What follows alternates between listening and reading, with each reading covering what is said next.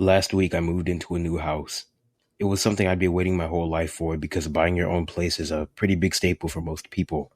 Putting all my stuff in boxes and getting out of my brother's smelly apartment was the best part of all this. And I remember the day I moved in was the best day of my life. Looking back, though, I may have rushed into things a little. Ever since I moved into the house, I've been experiencing some strange things.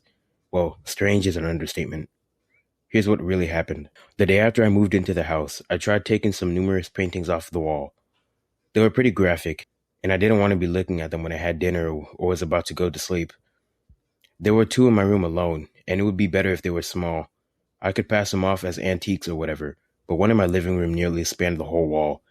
That's 10 feet by nearly 12, and I wanted to get rid of it. I tried pulling it off first, thinking there were hooks or something. That was not the case, so I grabbed a plier and a hammer, and I tried a couple more times, but it wouldn't budge, and there was a low creaking sound coming from the wall, so I stopped trying to pull it off because I was worried I might damage the drywall. I tried to pull off other smaller paintings, but when I made my fifth attempt doing so, it was like the house howled. The walls shook, and the TV I'd painstakingly mounted fell and shattered on the floor. At that point, I decided just to leave the paintings be. It wasn't like I'd be having guests over anyway for a while, and I can always figure out things with that later. My neighbor came by with a pie as a welcome thing and invited me to a party that they apparently have every week.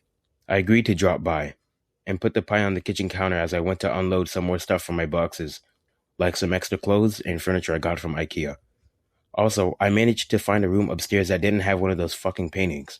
It was really small and smelled like burnt bacon for some reason, but that's just a minor pain in the ass compared to everything else. So I slept there because I was so tired from unpacking for a couple of hours. And when I came back downstairs to get the pie, I noticed that nearly half of it had been eaten.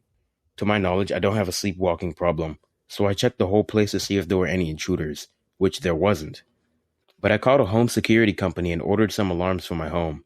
Yelled a bit on my phone because I was scared, and they told me that these alarms normally had a 2-day wait before installation. And then called the police and told them I thought there'd been a break-in.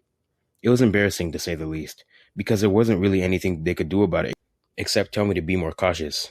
So I got some home security out of it, but I've been scared since, and I don't want to go to bed anymore without triple checking the locks on the front and back doors and making sure every window is shut. I mentioned my neighborhood party, right? Well, it was this Sunday, so I went, and it was pretty fun. They had a barbecue and cupcakes. I have a horrendous sweet tooth, so I ate like 20 of the latter and skipped eating anything of the former. There were a lot of nice families here.